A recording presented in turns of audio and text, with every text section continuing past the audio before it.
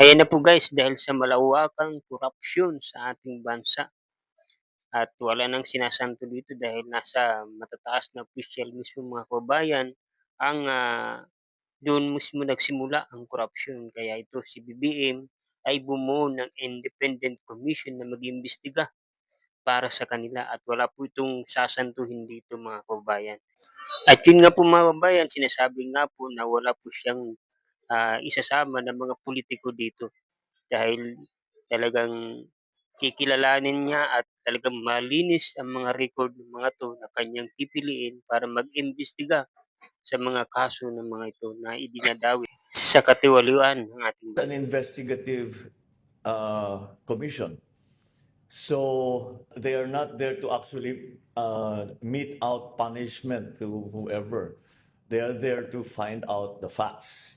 Kung ano ang findings nila, dadalhin ngayon nila sa DOJ, dadalhin nila sa ombudsman, o kung saan.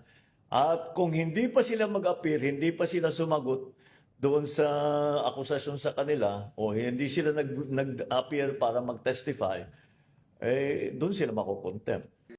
Kasama po naiimbestigahan ang mga diskaya, yung mag-asawang diskaya at ang ilang mga politiko na nadadawit dito, maging ang senador ng mga nadadawit dito, kabilang po ang Speaker Martin Romualdez.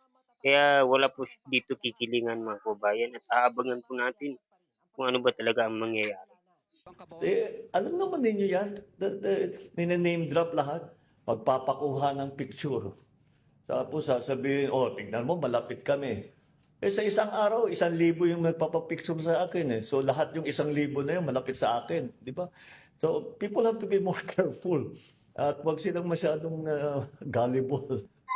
Tama naman po guys ang ating mahal na Pangulo kasi minsan madami po talaga pagka mga sikat ng mga tao, marami po yung mga nagpapapicture sa kanila.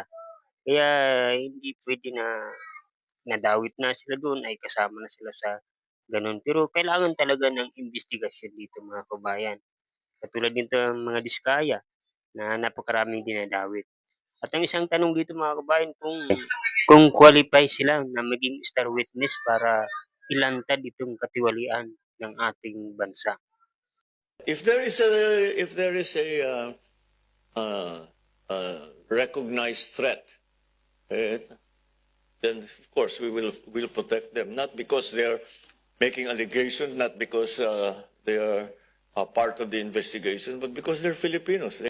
So yun guys, malinaw po sinasabi ng mahal na Pangulo na bibigyan sila ng protection hindi dahil sa qualify sila maging star witness kundi dahil sa isa silang Pilipino. Kaya abangan natin mga guys at kaya huwag niyo pong kalimutan na i-like ang video at paki-subscribe at maraming maraming salamat po sa inyong panonood at oras. God bless you all.